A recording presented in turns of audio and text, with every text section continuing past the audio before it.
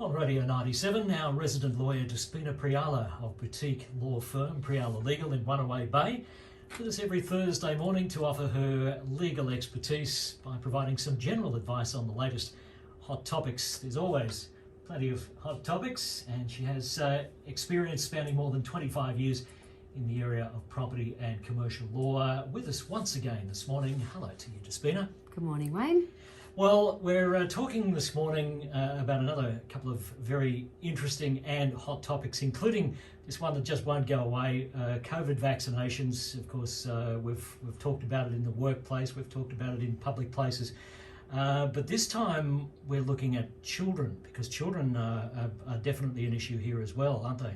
They are, and I think it's an emerging issue coming forward, where you have a situation where you have parents that are separated, and then you have obviously parents that are trying to look after their children. They have shared responsibility, maybe shared custody, or perhaps one has custody and one has access.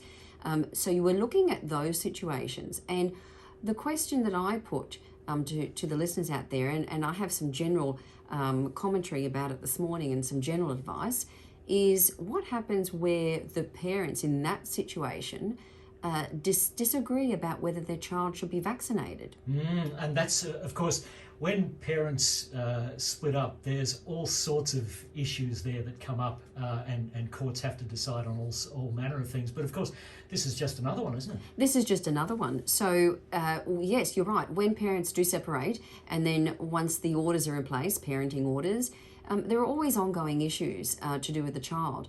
For example, education, religious views, how is that going to be treated, the child's health. So there are always decisions about the child's health generally. And now this issue about vaccination is under the realm of the child's or the children's health.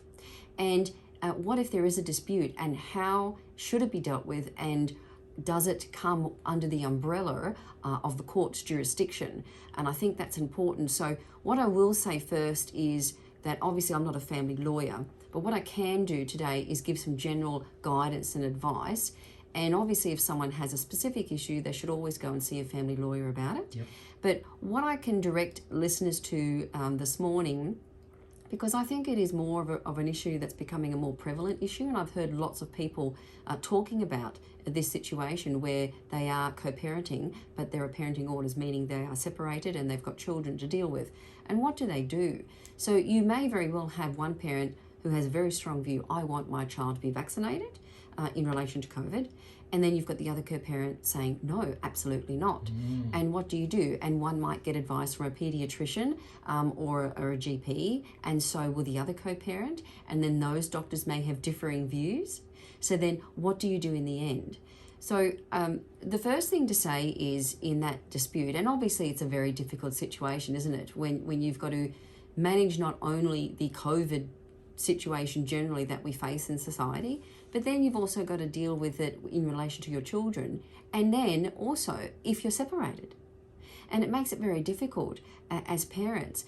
But at the end of the day, as a parent, you do have responsibility for your child, and you've got to try and make the best decision for that child. And what you think is the best decision may not be what your co-parent considers is the best decision. So what I say, first of all, is always try and resolve it with the co-parent. Yeah. Okay? That's the cheapest way too. Well, yes, it is, because everyone knows if you go to court, it costs a lot of money, generally. And of course, it takes time for the matter to be heard in the court. So it's not just a cost issue, but it's the time delay. And what do you do in the meantime whilst you're waiting for your matter to be brought before the court? So that's another important aspect as well. So yes, try and resolve it with your co-parent. Initially, you might have differing views, and there's a bit of an argy-bargy going on, and you know there's arguments left, right, and centre, and my doctor says this, and their doctor says that. But try and sit down calmly and talk through the issues. Always do that first. If you can come to an amicable solution, I always say go for it, rather than have to go off to court. Because when you go off to court, it's not necessarily the outcome that you want, or maybe even one that you need, because people's I suppose, views and personalities might get in the way of really looking at, well, what are we trying to do here? We're trying to make a decision about the best interests of our child. So let's try and do it nicely. Yep, and the courts, as I understand, have already had to make some decisions on cases like this, haven't they? Yes, there's been two particular cases. One's a High Court case that has looked at these issues in the past. So it's not just a relatively new issue because of COVID. So I will say that there have been previous cases in the last decade about vaccinations generally.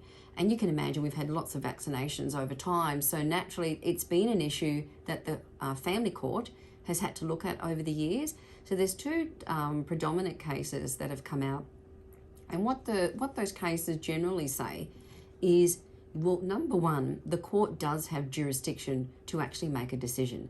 And so one of the cases that was brought before the court, the mother particularly said, well, the court doesn't have jurisdiction to make these orders at all. In other words, the court does not have jurisdiction to make an order about my child, about whether that child should be vaccinated or not. And that was one of the arguments that that particular parent put forward.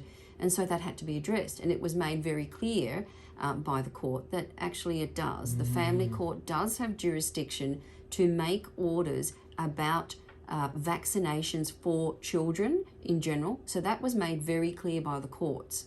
So listeners out there need to understand that, look, the family court does have jurisdiction because it's been determined previously and there are precedents. So that's why I said before, try and come to an amicable solution. But if you can't and you have to go to court, then yes, the family court can make orders ultimately, and they won't make them willy-nilly, I should say that. So they're not going, just because there's precedents made, they obviously will carefully consider each case on its merits and the individual circumstances and the evidence brought forward by each parent in that particular case. So they don't make it willy-nilly, it's a careful consideration by the court. And ultimately they want to do the best thing by the child that's possible under the circumstances. Well, that's right. So people have to remember that what is important in family law matters is what is in the best interest of the child. And for the court to make that determination, they're obviously going to look at existing laws, and they're going to look at medical evidence put forward by each parent as to their own family history. Maybe there's an issue about genetic medical conditions, or maybe not, that need to be brought forward before the court. And that's why each matter is determined on its individual merits. But definitely the court has jurisdiction.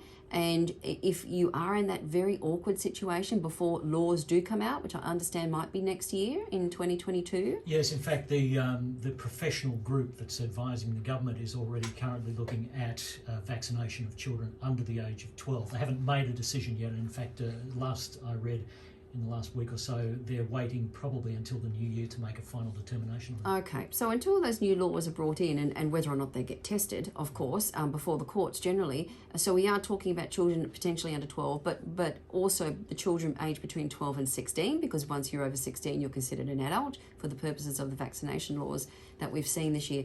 But yes, if you need to have that dispute dealt with, you can go to the family court, you can make an application, and you'll have to be put forward your own evidence as to why you think your child should or should not be vaccinated. But ultimately, as I said before, always try and resolve it amicably with your co-parent. Yep, that sounds like the way to do it, because obviously the court is a big step indeed.